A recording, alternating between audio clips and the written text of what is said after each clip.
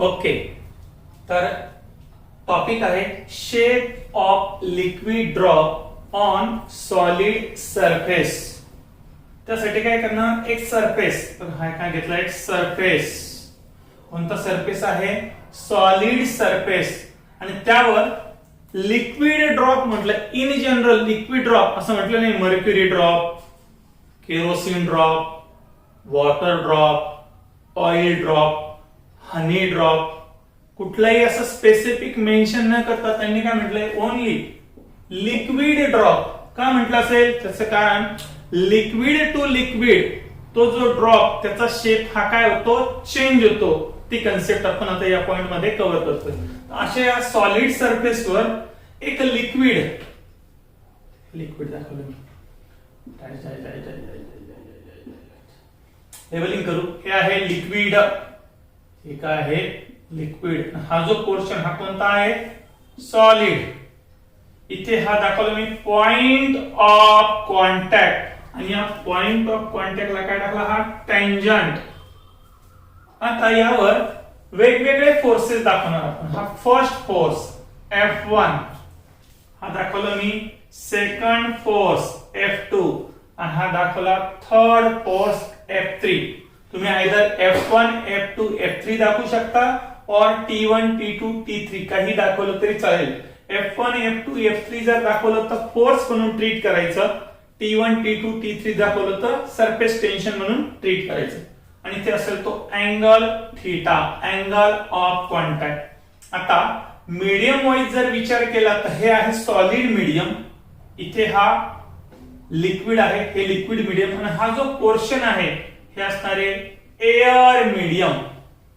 So let काय काय दाखवणार मी, F1 is equal to force due to surface tension at, इथे बघा F1 जर बघितला तर एका साइडला आहे सॉलिड, दुसऱ्या साइडला काय आहे, लिक्विड. हा त्याचा इंटरफेस आहे.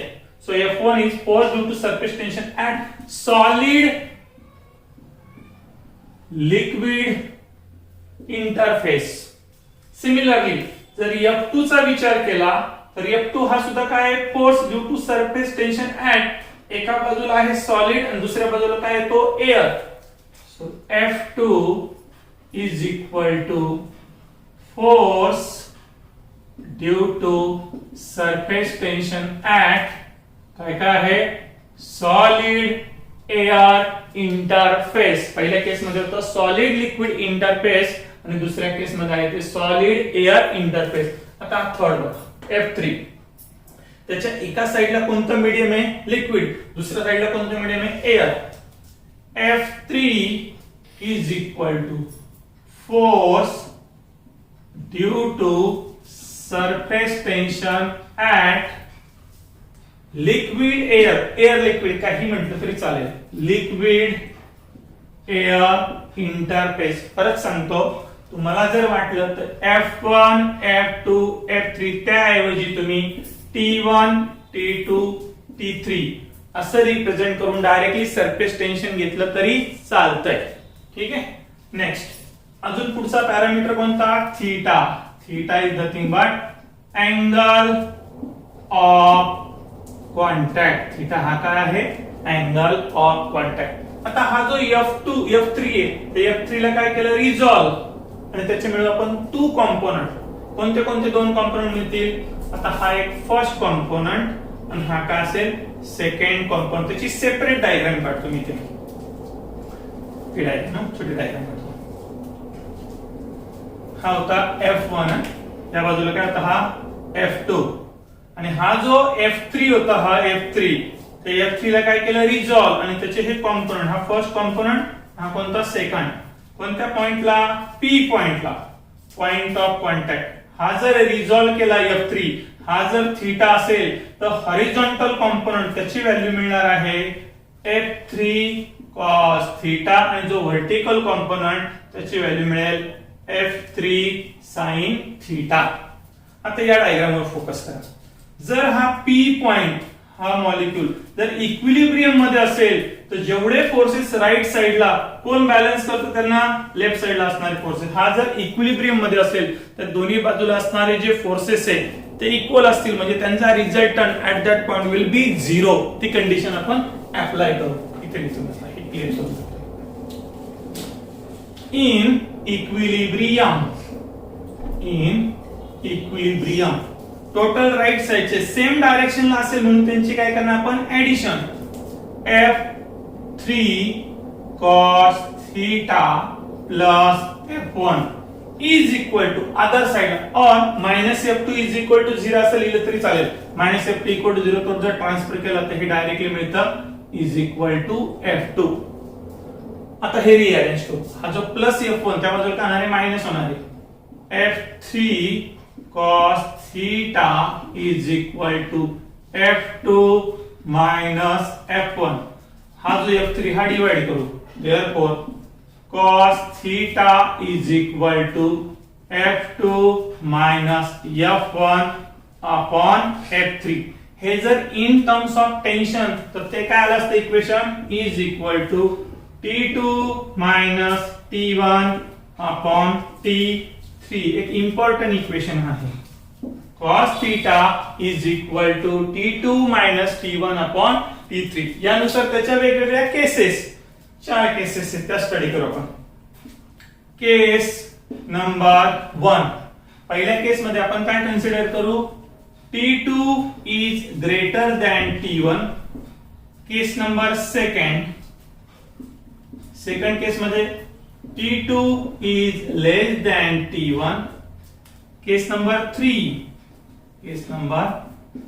थर्ड केस मध्ये काय केलं आपण T2 minus T1 is equal to T3. ही थर्ड केस.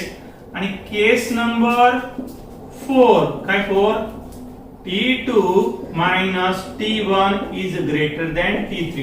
बघूयात आपण एक एक केस मुळे त्या थीटावर काय चेंज होईल cos theta. Therefore cos theta काय होतो.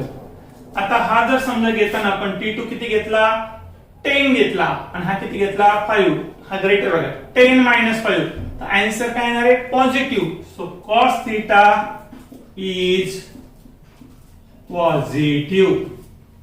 दुसऱ्या केस मध्ये T2 is less than T1. समजा हा 5 घेतला आणि हा काय घेतला 10. 5 minus 10 तर आन्सर काय येणार आहे negative. Therefore cos theta is negative. Third case T2 minus T1 is equal to T3. या दोघांचा डिफरन्स आणि हा जर सेम असेल तर तो रेशो एकमेकांना काय होऊन जाईल cancel. So cos theta is equal to 1 आणि 1 cosच्या कोणत्या अँगलची व्हॅल्यू आहे. Therefore theta is equal to 0. आता पहिल्या केस मध्ये cos जर पॉझिटिव्ह असेल cosची व्हॅल्यू पॉझिटिव्ह असेल तर कोणत्या अँगल असतात ते पॉझिटिव्ह व्हॅल्यू म्हणजे 0 to 89 म्हणजे acute angle. 0 to 89 acute angle. cos थीटाची व्हॅल्यू निगेटिव्ह म्हणजे मोर दॅन 90 हा असतो ऑब्ट्यूस अँगल. मग जर ऍक्यूट अँगल असेल तर ते जे लिक्विड ते कोणतं असतं kerosene in contact with glass. म्हणजे हा जो मी शेप दाखवलेला आहे हा शेप हा कोणासाठी असेल हा असेल केरोसिन साठी. कोणतं लिक्विड असेल इथं केरोसिन. पण तोच जर अँगल कोणता घ्यायचा असेल आपल्याला जर निगेटिव्ह अँगल घ्यायचा असेल और ऑब्ट्यूस अँगल घ्यायचा असेल तर त्या लिक्विड ड्रॉपचा शेप हा चेंज होऊन जाईल. कसा असेल तो शेप इथे दाखवतो बघा.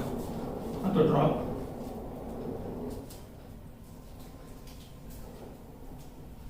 हा अँगल हा जर मेजर केला इथे तर हा अँगल कसा असेल obtuse angle more than 90.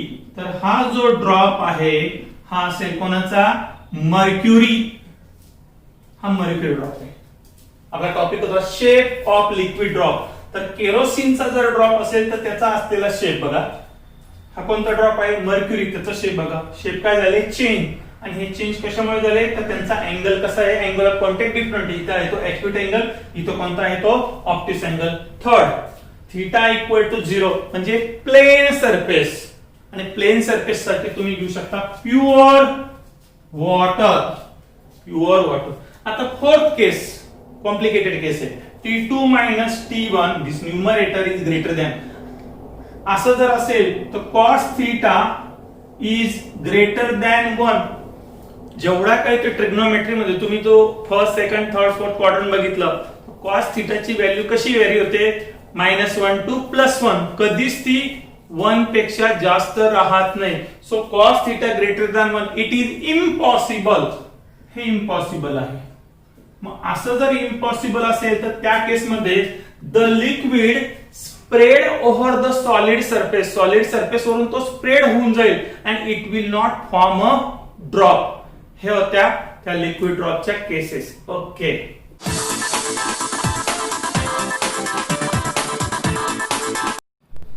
Okay. तर नेक्स्ट आपला टॉपिक आहे factors affecting angle of contact. तर थोड्या वेळ स्टडी केला आपण की लिक्विड जर चेंज झालं तर त्याचा ड्रॉप पण काय होतो, त्याचा शेप पण काय होतो, चेंज होतो. मग अँगल ऑफ कॉन्टॅक्ट तिथला तो काय होतो, तो change. So angle of contact affect करणारे 3 फॅक्टर आहे. Number 1 nature of solid liquid pair, हा पहिला फॅक्टर आहे. Number 2 impurity added in liquid. आणि जो थर्ड फॅक्टर तो अफेक्ट करतो अँगल ऑफ कॉन्टॅक्टला, तो आहे टेम्परेचर. Temperature of liquid.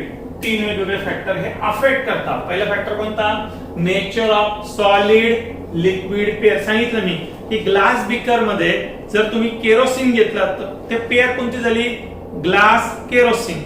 त्याच ग्लास बीकर मध्ये तुम्ही जर मर्क्युरी फिल केला तर पेयर कोणती झाली, ग्लास मर्क्युरी. त्यामध्ये जर प्युअर वॉटर तर पेयर, जर पेयर ही चेंज झाली तर त्या केस मध्ये अँगल ऑफ कॉन्टॅक्ट हा काय होतो, चेंज होतो. पहिला factor. Second factor impurity added in liquid. त्या लिक्विड मध्ये आपण कोणती इम्प्युरिटी ऍड केली, याचे परत काय असणार आहे, 3 पार्ट आहे. एक असेल हायली सोल्युबल इम्प्युरिटी, सेकंड असेल ती वीकली सोल्युबल इम्प्युरिटी आणि थर्ड असेल ती इनसोल्युबल इम्प्युरिटी. बघा, फक्त इम्प्युरिटी म्हणजे घटक कंटेंट. कोणता पहिला सांगितला, हायली सोल्युबल इम्प्युरिटी. आणि त्याचं बेस्ट एक्झाम्पल म्हणजे कॉमन सॉल्ट NaCl. त्या वॉटर मध्ये किंवा लिक्विड मध्ये ज्यावेळेस आपण ते कॉमन सॉल्ट काय करतो, ऍड करतो, तर ते पटकन डिझॉल्व्ह होऊन जातं. पण डिझॉल्व्ह होत असताना त्याचा जो अँगल ऑफ कॉन्टॅक्ट, त्या अँगल ऑफ कॉन्टॅक्ट थीटाची जी व्हॅल्यू आहे ती काय होते, इन्क्रीजेस. सरफेस टेन्शन पण काय होतं, त्याचं इन्क्रीज होतं. सरफेस टेन्शन काय होतं, त्याचं इन्क्रीज होतं. नेक्स्ट जो तो आहे वीकली सोल्युबल इम्प्युरिटी. आता वीकली सोल्युबल इम्प्युरिटी मध्ये आपण काय घेऊ शकतो, डिटर्जंट घेऊ शकतो, फेनॉल घेऊ शकतो. जर हे डिटर्जंट जर ऍड केलं तर सरफेस टेन्शन त्याची जी व्हॅल्यू आहे ती काय होऊन जाते, डिक्रीज होऊन जाते. अँगल ऑफ कॉन्टॅक्ट पण काय होऊन जातो, डिक्रीज होऊन जातो. आणि तिसरी जी इम्प्युरिटी आहे ती आहे इनसोल्युबल इम्प्युरिटी, की ज्यामध्ये ती मिक्स होत नाही. अशी इनसोल्युबल इम्प्युरिटी जर ऍड केली तर त्या केस मध्ये अँगल ऑफ कॉन्टॅक्ट म्हणा किंवा सरफेस टेन्शन त्याची व्हॅल्यू काय होऊन जाते, डिक्रीज होऊन जाते.